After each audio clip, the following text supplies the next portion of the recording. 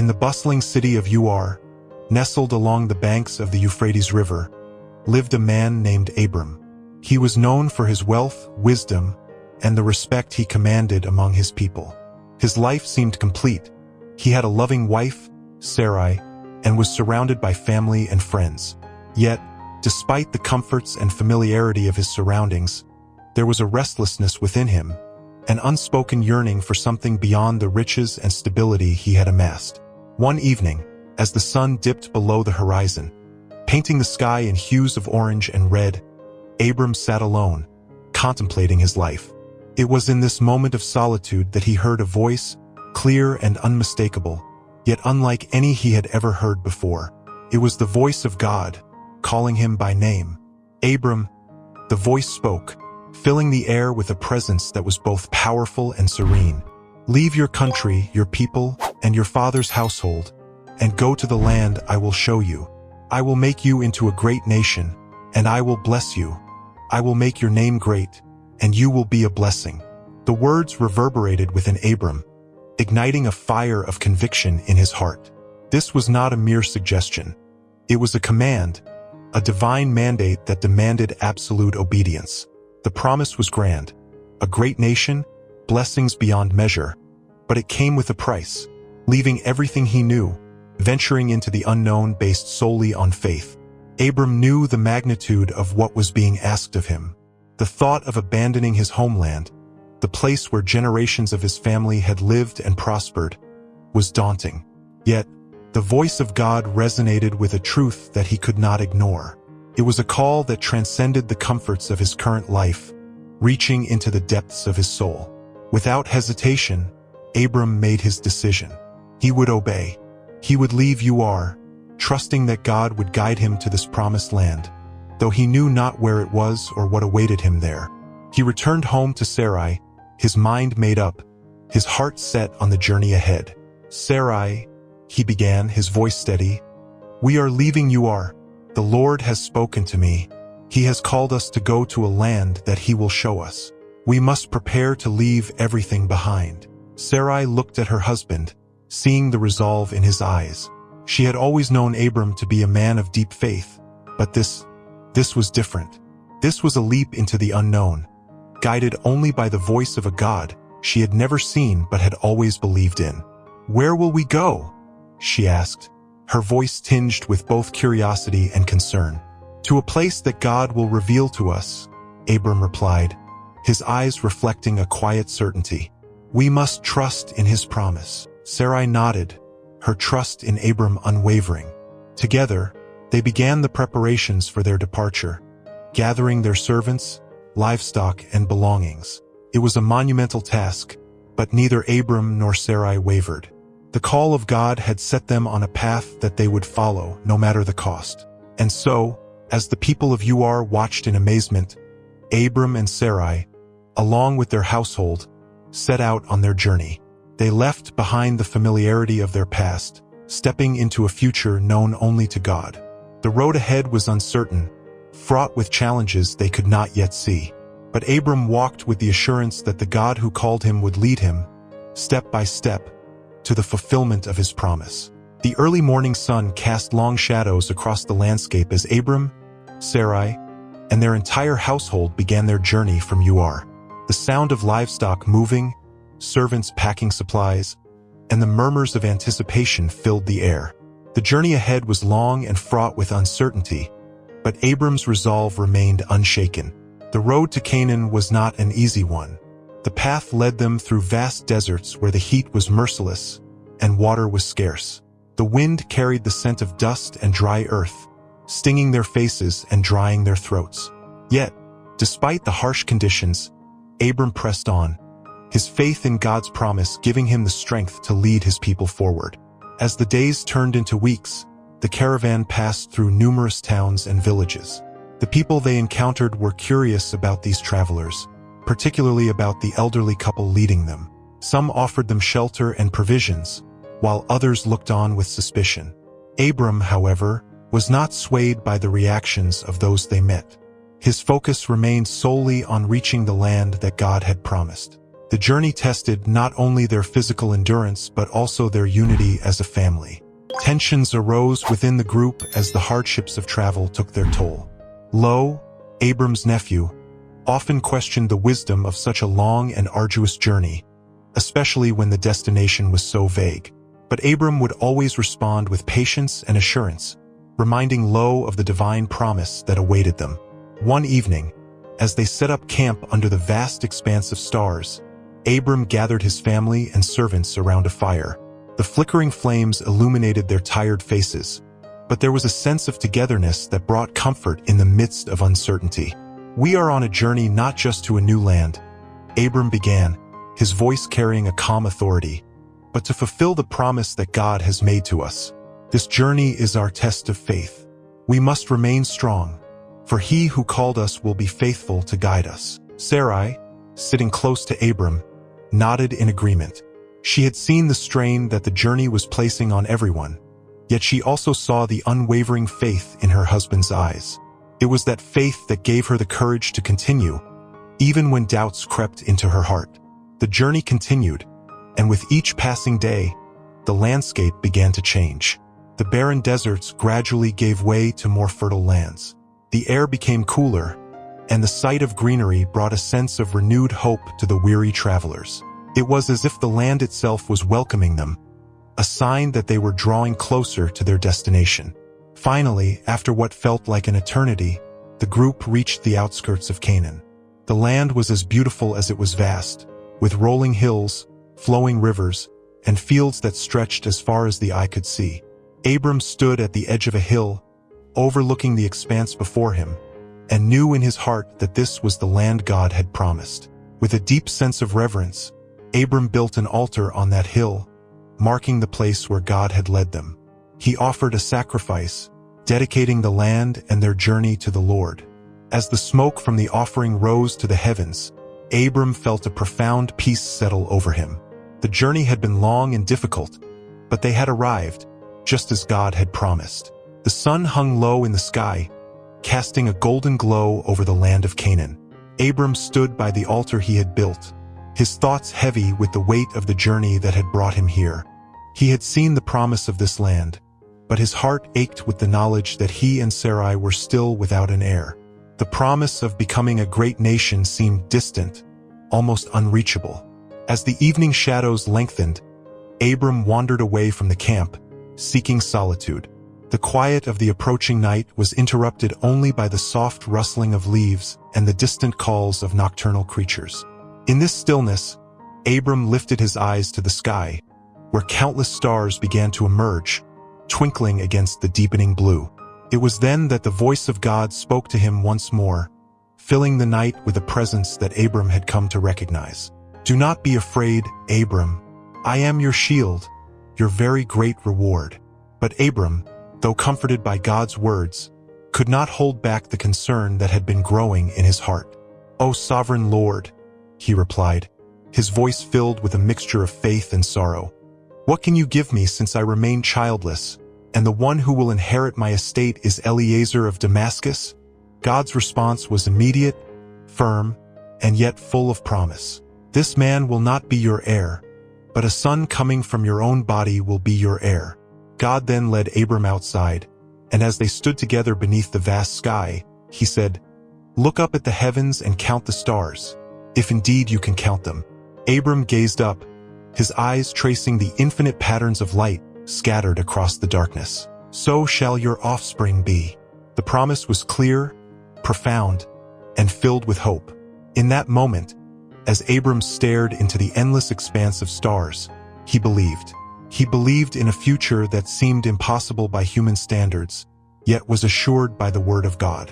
And because of his belief, God credited it to him as righteousness. Abram's faith was unshaken, but he sought further confirmation of this covenant. "O sovereign Lord, how can I know that I will gain possession of it?" he asked, his voice trembling slightly, not out of doubt, but out of a deep desire to understand. God then instructed Abram to bring him a heifer, a goat, and a ram, each 3 years old, along with a dove and a young pigeon. Abram gathered the animals and sacrificed them as God had commanded, laying them out on the altar.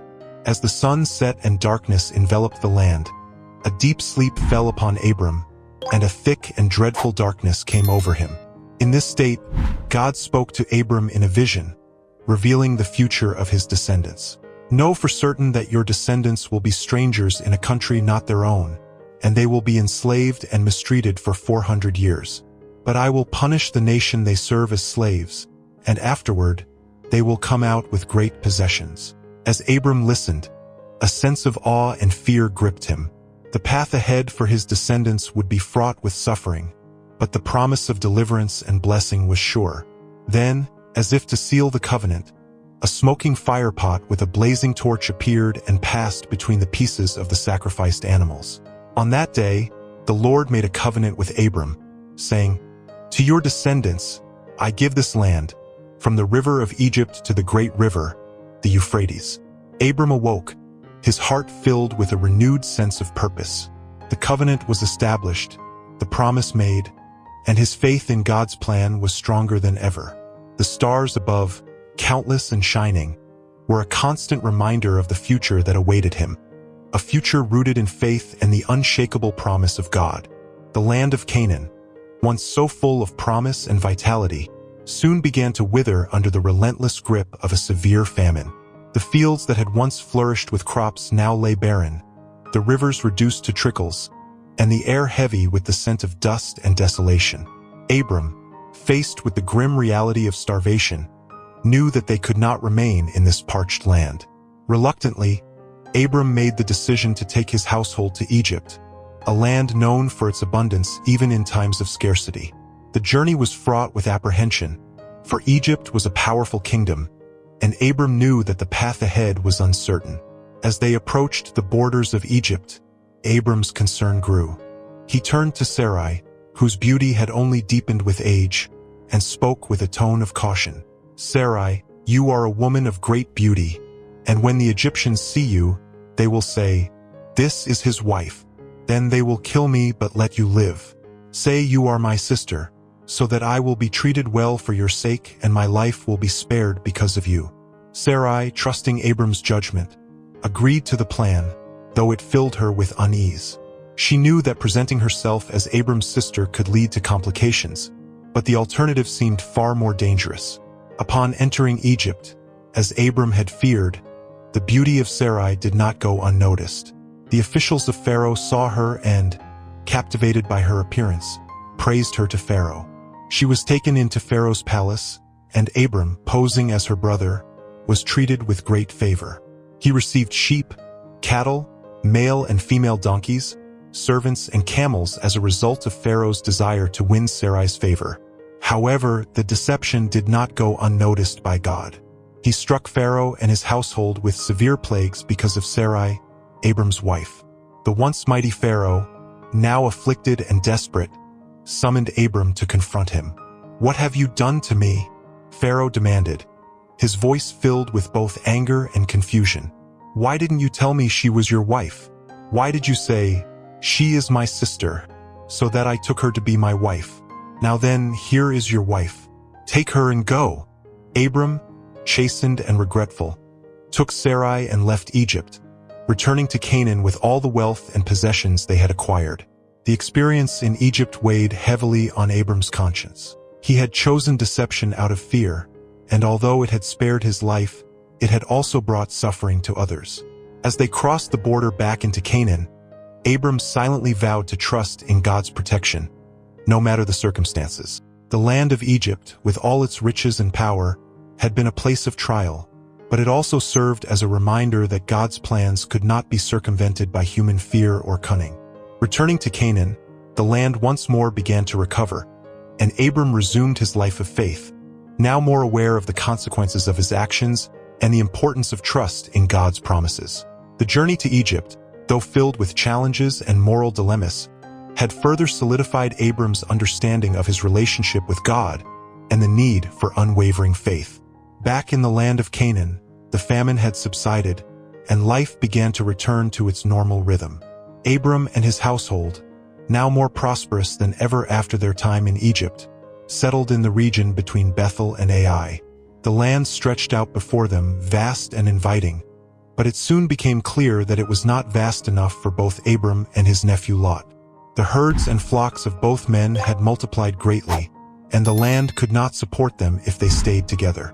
The herdsmen of Abram and Lot began to quarrel over grazing land and water sources. The disputes grew more frequent and more heated, threatening the peace that had long existed between the two households. Abram, a man of peace, saw that the situation could not continue as it was. He called Lot to him one day as they stood on a hill overlooking the fertile valleys below. The land stretched out in all directions, and Abram knew that a decision had to be made for the sake of harmony. "Let there be no strife between you and me, and between your herdsmen and mine, for we are brethren," Abram said, his voice calm but firm. "Is not the whole land before you? Let's part company. If you go to the left, I'll go to the right. If you go to the right, I'll go to the left." Lot looked out at the land, considering his options. To the east lay the fertile plain of the Jordan, well-watered and lush, like the garden of the Lord or the land of Egypt. It was an appealing choice, full of promise and potential. To the west lay the rugged hills of Canaan, less inviting but still capable of supporting life. Without hesitation, Lot chose the plain of the Jordan, a choice that would bring him near the cities of Sodom and Gomorrah, places known for their wickedness. Abram, honoring his promise, turned his gaze to the west and prepared to settle in the land of Canaan, trusting in God's provision. As Lot departed with his household, Abram watched him go, feeling a mixture of sadness and relief. He knew that Lot's choice, though seemingly wise from a worldly perspective, might lead to challenges in the future. But Abram's heart was set on following God's path, no matter where it led. After Lot had gone, God spoke to Abram once again, reaffirming the promise that had been made. "Lift your eyes now and look from the place where you are, northward, southward, eastward, and westward. For all the land that you see I give to you and your descendants forever. And I will make your descendants as the dust of the earth, so that if a man could number the dust of the earth, then your descendants also could be numbered." Abram's heart swelled with faith and gratitude. He moved his tents and settled near the great trees of Mamre at Hebron, where he built an altar to the Lord. Here, in this new place, Abram found peace, knowing that the land around him was a gift from God, and that his descendants would one day fill it, just as God had promised. As the years passed, Abram and Sarai continued to dwell in the land of Canaan, but the promise of an heir remained unfulfilled. Sarai, now advanced in age, had grown increasingly anxious and despondent over her inability to bear children. The weight of God's promise seemed heavier with each passing year, and doubt began to creep into her heart. One day, as she sat in the shade of her tent, Sarai pondered the situation. The thought of Abram's lineage ending with them was unbearable, and she felt compelled to take matters into her own hands. She called Abram to her, her mind made up, though her heart was troubled. "Abram," she began, her voice laced with frustration and sorrow, "the Lord has kept me from having children. Go, sleep with my maidservant.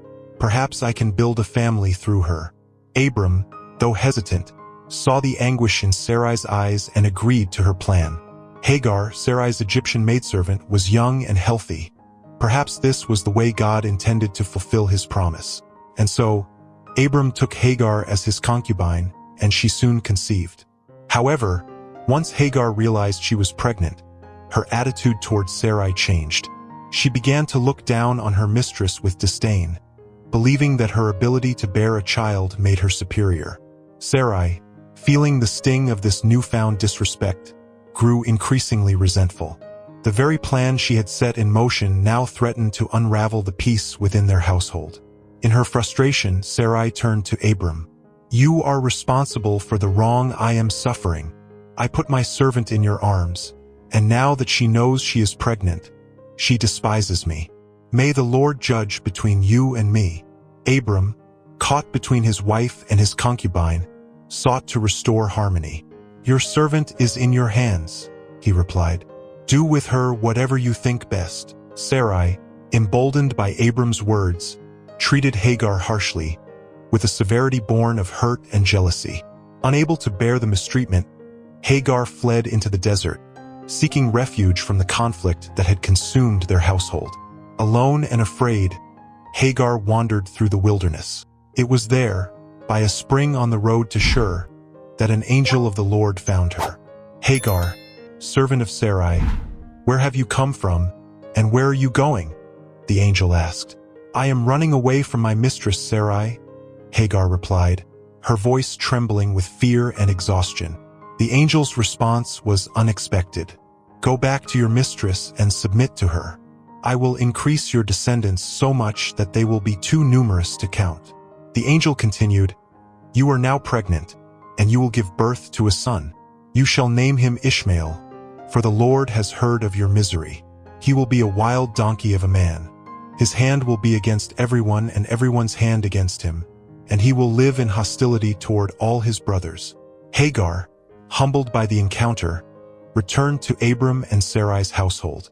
True to the angel's words, she bore a son, and Abram named him Ishmael.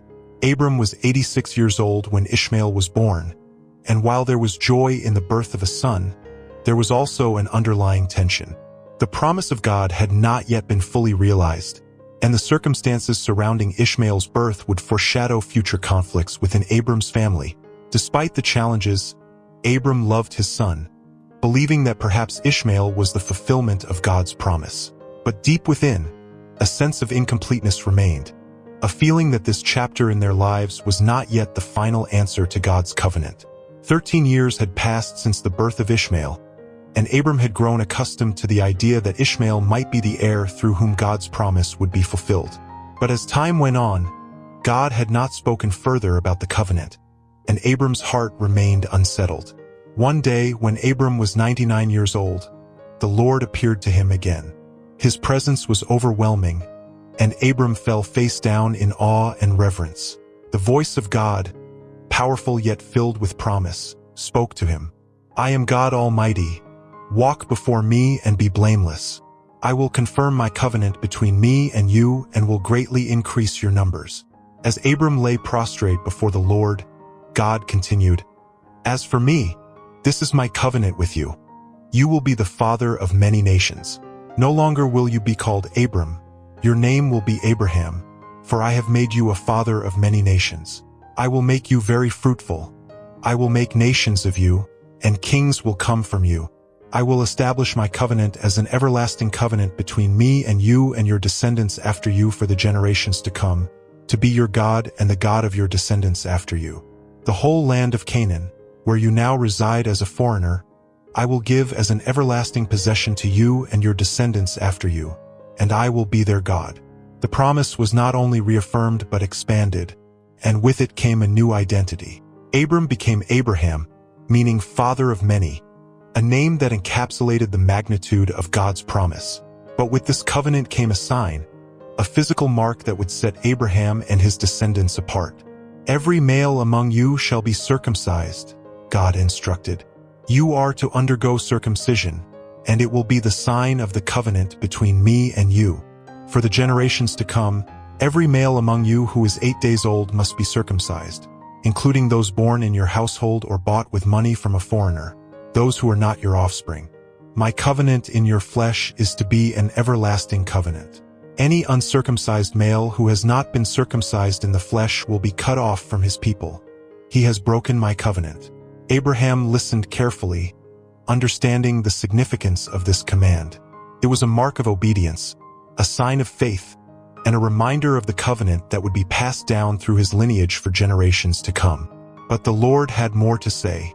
Turning his attention to Sarai, God declared, "As for Sarai your wife, you are no longer to call her Sarai. Her name will be Sarah. I will bless her and will surely give you a son by her.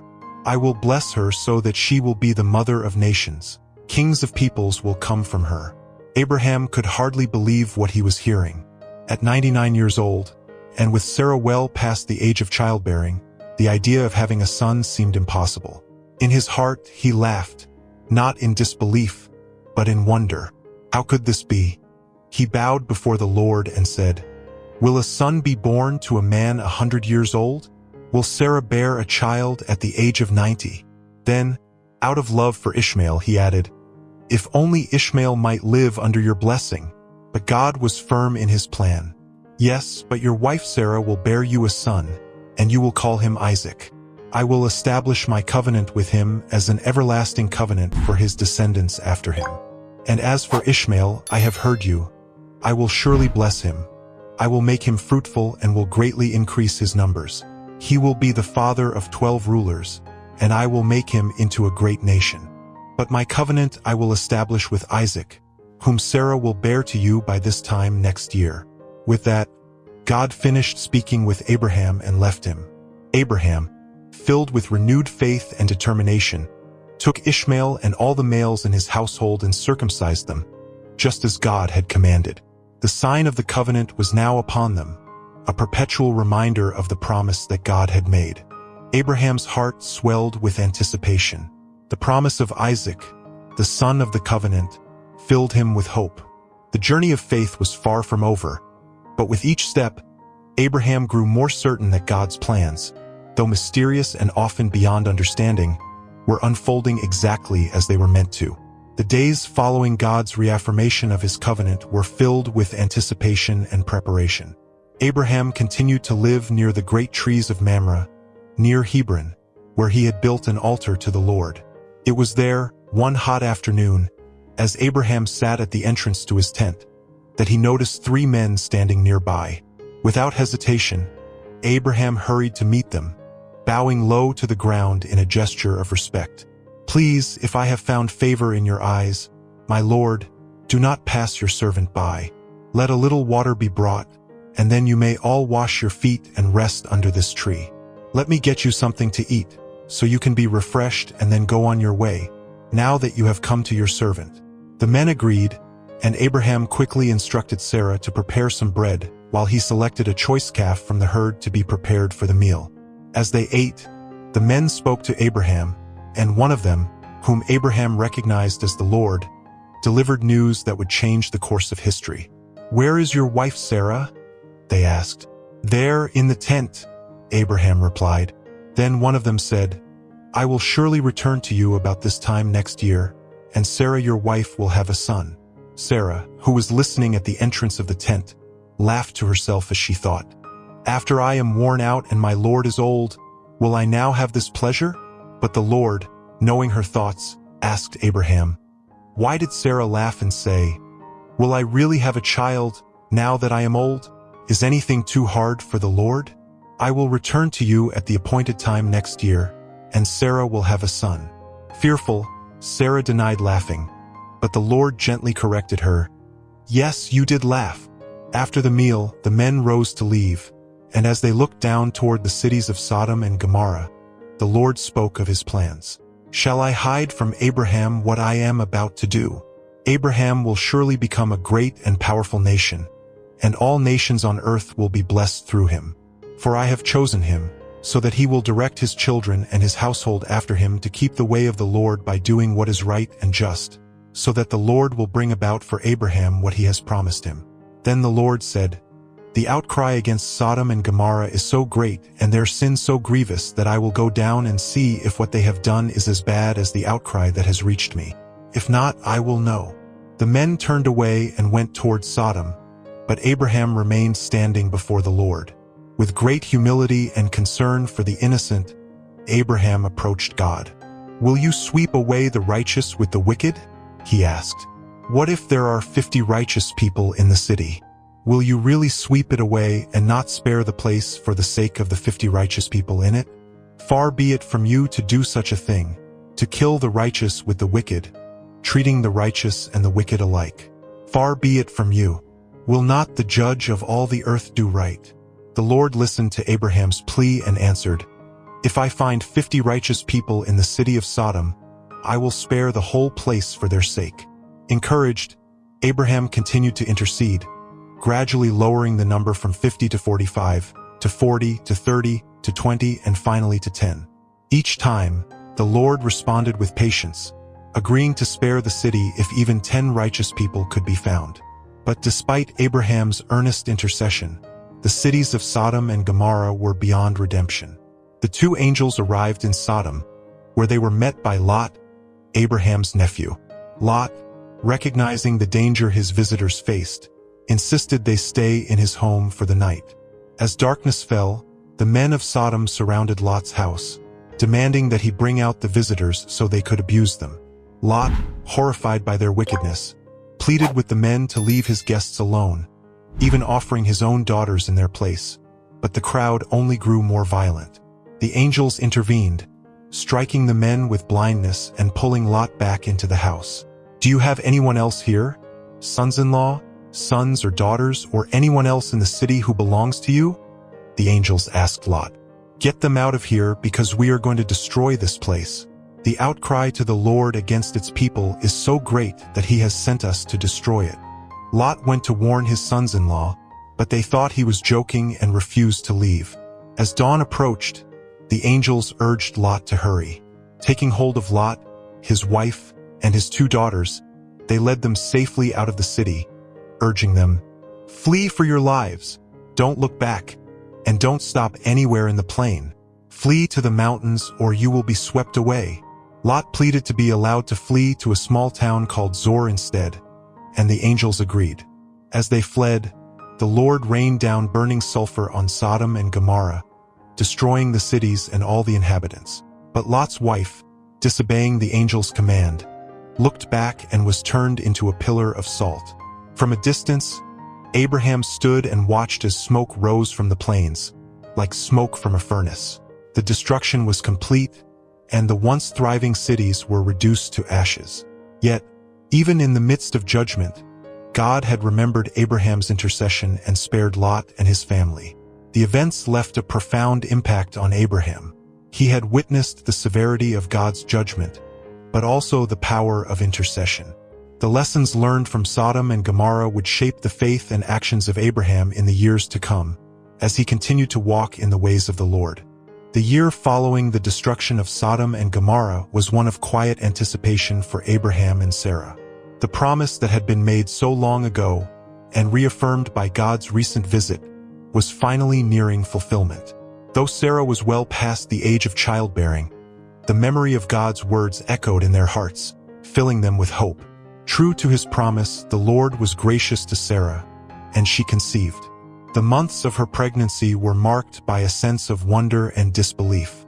Every movement within her, every sign of life, was a reminder of the miracle that was unfolding. The laughter that had once been tinged with doubt was now filled with joy and amazement. When the time came, Sarah gave birth to a son. Abraham, filled with overwhelming gratitude, named him Isaac, which means he laughs, reflecting both the laughter of disbelief and the laughter of joy that had accompanied this promise. Isaac was the embodiment of God's faithfulness, the tangible proof that nothing was too difficult for the Lord. The birth of Isaac brought immense joy to Abraham and Sarah, but it also introduced new dynamics into their household. Ishmael, now a teenager, had been Abraham's only son for many years, and the arrival of Isaac stirred feelings of jealousy and insecurity. The bond between Abraham and Ishmael was strong, but the distinction between the son of the promise and the son of the flesh became increasingly apparent. During the celebration of Isaac's weaning, Sarah noticed Ishmael mocking her son. The sight of Ishmael's behavior filled her with concern for Isaac's future. She feared that Ishmael's influence and presence might threaten Isaac's position as the rightful heir to God's promise. Distressed, Sarah turned to Abraham and said, "Get rid of that slave woman and her son, for that woman's son will never share in the inheritance with my son Isaac." Abraham was deeply troubled by Sarah's demand. Ishmael was his son, and the thought of sending him away was heart-wrenching. But as he pondered the situation, God spoke to him, saying, "Do not be so distressed about the boy and your maidservant. Listen to whatever Sarah tells you, because it is through Isaac that your offspring will be reckoned. I will make the son of the maidservant into a nation also, because he is your offspring." With a heavy heart, Abraham obeyed. Early the next morning, he took some food and a skin of water and gave them to Hagar. He set them on her shoulders and sent her off with Ishmael. They wandered into the desert of Beersheba, the barren wilderness stretching out endlessly before them.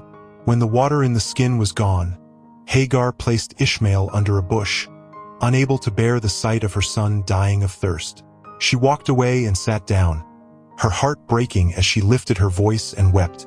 But God heard the boy's cries, and an angel of God called to Hagar from heaven, saying, "What is the matter, Hagar? Do not be afraid. God has heard the boy crying as he lies there. Lift the boy up and take him by the hand, for I will make him into a great nation." God then opened Hagar's eyes, and she saw a well of water. She went and filled the skin with water and gave the boy a drink. Revived and strengthened, Hagar and Ishmael continued their journey, and God was with the boy as he grew up. Ishmael settled in the desert and became an archer. His mother found him a wife from Egypt, and he would go on to become the father of a great nation, just as God had promised. Back in Canaan, Abraham's household was filled with the sounds of Isaac's laughter and the joy of a promise fulfilled. Isaac grew in stature and favor, the heir through whom God's covenant would be established. The love that Abraham and Sarah had for their son was immense, knowing that he was the long-awaited child, the one through whom God's promises would continue. Yet, even in this time of joy and fulfillment, Abraham remained aware that the journey of faith was not yet complete. The birth of Isaac was not the end of God's plans, but rather the beginning of a new chapter in the unfolding story of God's covenant with Abraham and his descendants. The years passed, and Isaac grew into a bright and strong young boy, the apple of his father's eye and the joy of his mother's heart. The household of Abraham thrived, and the promises of God seemed more certain with each passing day. Isaac, the son of the covenant, was the living proof of God's faithfulness, and through him, Abraham's lineage was to be established. But then, one day, God spoke to Abraham again, and the words he uttered would test Abraham's faith like never before. "Abraham," God called. "Here I am," Abraham replied, his heart as open and willing as it had always been. "Take your son, your only son, Isaac, whom you love, and go to the region of Moriah. Sacrifice him there as a burnt offering on one of the mountains I will tell you about." The command was clear, yet it struck Abraham like a thunderbolt. Isaac, his beloved son, the child of promise, was to be sacrificed? The thought was unbearable, yet the voice of God was unmistakable. Abraham's mind swirled with confusion and pain, but his faith in God remained unshaken. Early the next morning, Abraham got up and saddled his donkey. He took with him 2 of his servants and his son Isaac. When he had cut enough wood for the burnt offering, they set out for the place God had told him about. For 3 days, they traveled, each step heavier than the last as Abraham wrestled with the command he had received. On the 3rd day, Abraham looked up and saw the place in the distance. He said to his servants, "Stay here with the donkey while I and the boy go over there. We will worship and then we will come back to you." The faith in his words, "We will come back," reflected a deep trust that somehow God would provide a way. Abraham took the wood for the burnt offering and placed it on Isaac's shoulders, while he himself carried the fire and the knife. As the 2 of them went on together, Isaac spoke up, his voice innocent and trusting. "Father." "Yes, my son," Abraham replied, trying to mask the turmoil in his heart. "The fire and wood are here," Isaac said. "But where is the lamb for the burnt offering?" Abraham answered, "God himself will provide the lamb for the burnt offering, my son." And the 2 of them continued on together, the words of Abraham echoing with a faith that God would indeed provide. When they reached the place God had told him about, Abraham built an altar there and arranged the wood on it. He bound his son Isaac and laid him on the altar, on top of the wood.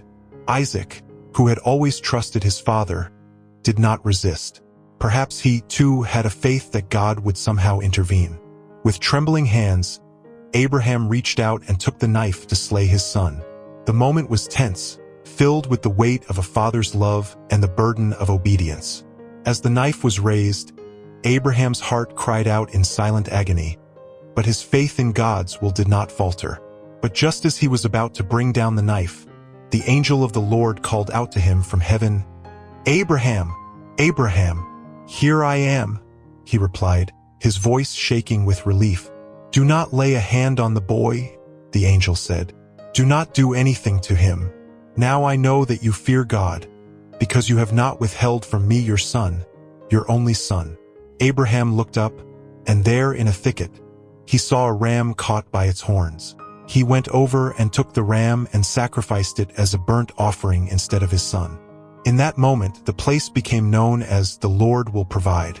And it was said that on the mountain of the Lord, it will be provided. The angel of the Lord called to Abraham from heaven a second time and said, I swear by myself, declares the Lord, that because you have done this and have not withheld your son, your only son, I will surely bless you and make your descendants as numerous as the stars in the sky and as the sand on the seashore. Your descendants will take possession of the cities of their enemies, and through your offspring, all nations on earth will be blessed, because you have obeyed me. With these words, Abraham's faith was reaffirmed, and the covenant was sealed with a depth of understanding and trust that would resonate through generations. Abraham returned to his servants, and together with Isaac, they made their way back home, the bond between father and son stronger than ever. Isaac, who had been spared by the hand of God, would carry forward the legacy of his father. The story of that day on Mount Moriah would become a testament to the unshakable faith of Abraham, the father of many nations, and the God who provides. The years following the sacrifice on Mount Moriah were marked by peace and reflection for Abraham. He had passed the ultimate test of faith, and the relationship between him and God was stronger than ever. Isaac, the promised child, continued to grow under Abraham's guidance, embodying the hope and future of the covenant. Sarah, who had shared in the joys and trials of Abraham's journey, lived to the age of 127. Her death in Hebron was a profound loss for Abraham, who mourned deeply for his beloved wife. To honor her, Abraham purchased a plot of land with a cave in Machpelah from the Hittites, establishing it as a family burial site. This land, the first piece of the promised inheritance, became a symbol of Abraham's faith and God's provision. After Sarah's death, Abraham sought to secure the future of his lineage. He was now advanced in years, but his concern for Isaac's future remained strong. Determined to find a suitable wife for his son, Abraham called upon his trusted servant, Eliezer of Damascus. Swear by the Lord, the God of heaven and the God of earth, Abraham instructed, that you will not get a wife for my son from the daughters of the Canaanites, among whom I am living, but will go to my country and my own relatives and get a wife for my son Isaac. Eliezer, loyal and faithful, agreed to undertake the journey. With a caravan of camels and gifts, he set out for the city of Nahor, where Abraham's relatives lived.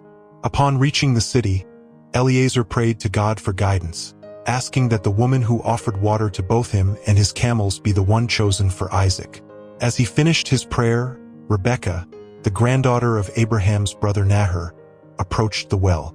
She offered water to Eliezer and his camels, and it became clear that God had led him to the right woman.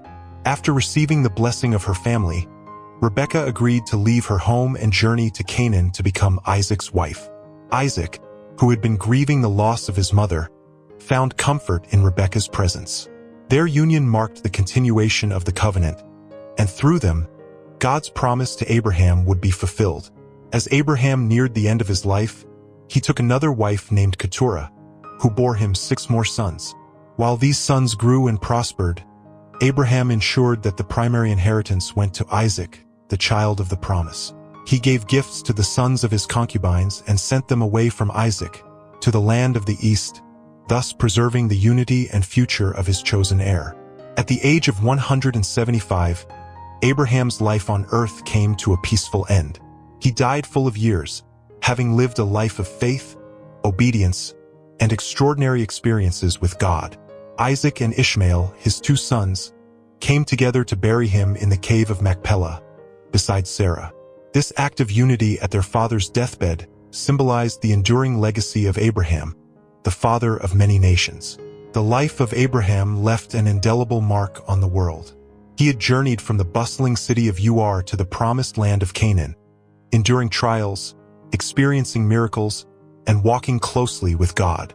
Through his unwavering faith, he became the patriarch of a great nation, and through his lineage, all the nations of the earth would indeed be blessed. The covenant established with Abraham was passed down to Isaac, then to Jacob, and eventually fulfilled in ways far beyond what Abraham could have imagined. His story, preserved for generations, continues to inspire faith and trust in the God who calls, provides, and fulfills his promises.